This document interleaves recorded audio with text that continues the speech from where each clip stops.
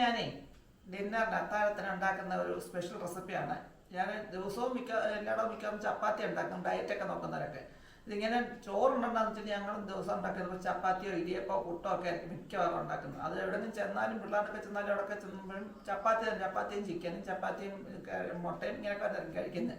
അപ്പം ഞാൻ വിചാരിച്ചത് ഇന്ന് സ്പെഷ്യലായിട്ട് എന്തെങ്കിലും ഉണ്ടാക്കണം, ചിലപ്പോൾ ഒന്നും എനിക്ക് ഓർമ്മ വന്നില്ല. അപ്പം എന്നാൽ പിന്നെ കഞ്ഞിയാക്കാൻ എളുപ്പമുണ്ടല്ലോ എന്ന് ചിരിക്കുമ്പോഴാണ് എനിക്ക് ഒരു റെസിപ്പി കിട്ടി. തക്കാളിയും ഗോതമ്പൊടിയൊക്കെ ചേർത്ത ദോശ. അതെങ്ങനെയാണെന്നല്ലേ, എളുപ്പം ഉണ്ടാക്കാൻ, വളരെ എളുപ്പം ഉണ്ടാക്കാൻ സാധനമാണ് ആ ദോശ. നമുക്കത് എങ്ങനെയാണ് തക്കാളി ദോശ എന്ന് വേണമെങ്കിൽ പറയാം, ഗോതമ്പ് ദോശ എന്ന് വേണമെങ്കിലും പറയാം, എങ്ങനെ വേറിട്ട് വിളിക്കാം. അപ്പം നമുക്കത് എങ്ങനെ ഉണ്ടാക്കുന്നത് കണ്ടാലോ? എളുപ്പം ഉണ്ടാക്കാം, വളരെ എളുപ്പം ഉണ്ടാക്കാം. അപ്പം നമുക്ക് നേരെ വീഡിയോയിലേക്ക് പോകാം, ബാക്കി കാര്യങ്ങളൊക്കെ കൂട്ടത്തിൽ പറയാം. ഞാൻ വേണ്ട ദോശ ഉണ്ടാക്കാൻ വേണ്ടിയിട്ട് തക്കാളി ഒരു 3 മീഡിയം സൈസ് തക്കാളി ചെറുതായിട്ട് അരിഞ്ഞിട്ട് വെച്ചിട്ടുണ്ട്. ഇതിനെ നമുക്ക് ഈ മിക്സിയുടെ ജാറിലേക്ക് ഇട്ട് കൊടുക്കാം. നല്ലപോലെ അരച്ചെടുക്കണം, നല്ല ഒട്ടും വെള്ളം ചേർക്കാതെ നല്ലപോലെ വെണ്ണ പോലെ അരച്ചെടുക്കണം.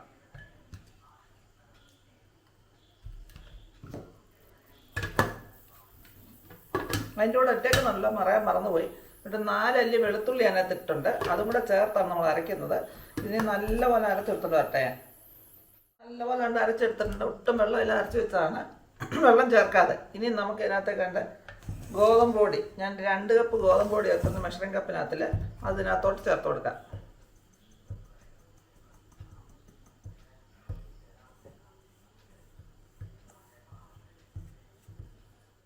അതിനകത്തേക്ക് ചേർത്തിട്ട് നമ്മൾ ഇതിനകത്ത് നല്ലപോലെ ഇതിനെ ഇളക്കി അങ്ങോട്ട് യോജിപ്പിക്കണം.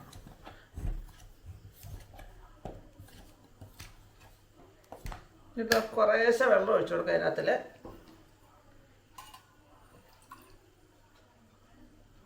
എന്നിട്ട് 1 കപ്പ് വെള്ളം ആദ്യം ഒഴിക്കുന്നുണ്ട്. നല്ലപോലെ ഇളക്കി യോജിപ്പിച്ചെടുക്കണം അതിനെ.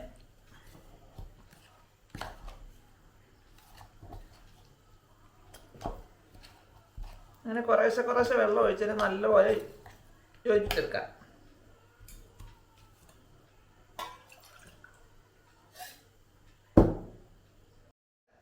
നമ്മൾ വെള്ളം കൂടെ ചേർത്ത് യോജിപ്പിച്ച് വെച്ചിട്ടുണ്ട്. ഇനി നമുക്കിതിനെ നല്ലപോലെ ഒന്ന് അടിച്ചെടുത്തോട്ട് വരണം. ഒട്ടും കട്ടയില്ല. ഇത് ഒരു സ്പെഷ്യൽ ദോശ, ഗോതമ്പ് പൊടിയും തക്കാളിയും ചേർത്ത് ഒരു സ്പെഷ്യൽ ദോശ വേണോ? ഉണ്ടാക്കിത്തരാം. അപ്പം ഞാൻ ഇന്ന് അരച്ചോണ്ട് വരട്ടെ. അതുപോലെ അടിച്ച് വെച്ചിട്ടുണ്ടെങ്കിൽ നമുക്കിത് ഇങ്ങോട്ട് മാറ്റി കൊടുക്കാം, പാത്രത്തിലേക്ക് മാറ്റി കൊടുക്കാം. എന്നിട്ട് ആ ജാറ് കഴുകി കുറച്ച് വെള്ളം ഒഴിക്കാൻ നോക്കാം അതിനകത്തിൽ.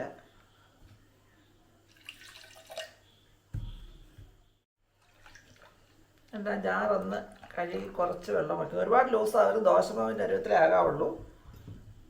നമുക്കിനി ഇതിനെ ഒന്ന് ഇളക്കി നോക്കാം.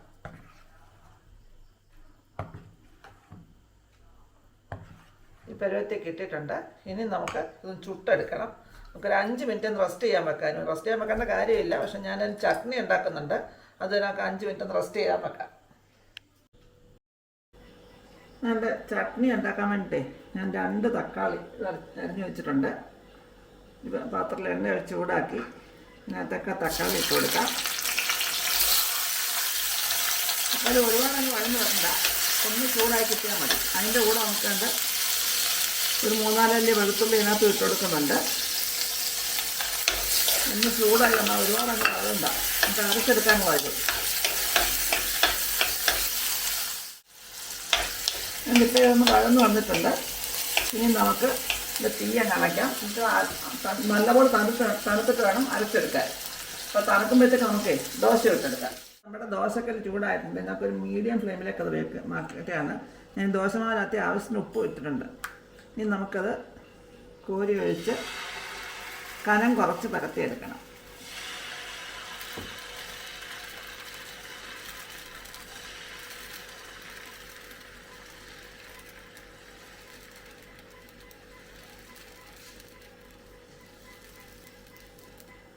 നല്ലതുപോലെ കനം കുറച്ച് പരത്തിയെടുക്കും. ഒന്ന് മൂത്ത് വരുമ്പോഴേ കുറച്ച് നെയ്യ് അതിൻ്റെ മേളിൽ പരത്താൻ നല്ല ടേസ്റ്റായിരിക്കും. പുരട്ടിയില്ലെങ്കിലും കുഴപ്പമില്ല, പുരട്ടി ഒന്നും ടേസ്റ്റ് ആവും.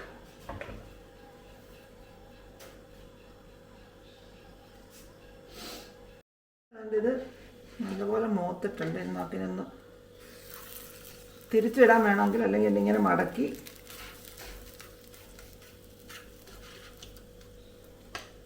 ഇപ്പുറം നല്ലപോലെ മൊരിച്ചെടുത്താൽ മതി. ഇപ്പോൾ ഇതാണ്ട് ഈ ദോശ നല്ലപോലെ മൊരിഞ്ഞ് വന്നിട്ടുണ്ട്. ഇനി നമുക്കിതിനേക്ക് മാറ്റാം. ഇതുപോലെ ഈ ദോശ എല്ലാം നമുക്ക് ചുട്ടെടുക്കാം.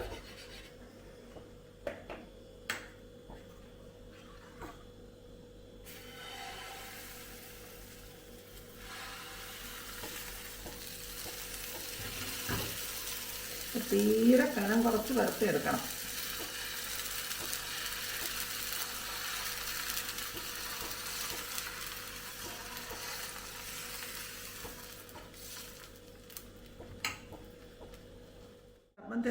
ചട്നിക്ക് വേണ്ടിച്ചും തക്കാളി ഇല്ലേ, എല്ലാം തണുത്തിട്ടുണ്ട്. ഇനി നമുക്ക് ഇച്ചിരി തേങ്ങ ഇട്ടിട്ട് അതിൻ്റെ കൂടെ ഇത് അരച്ചെടുക്കാം.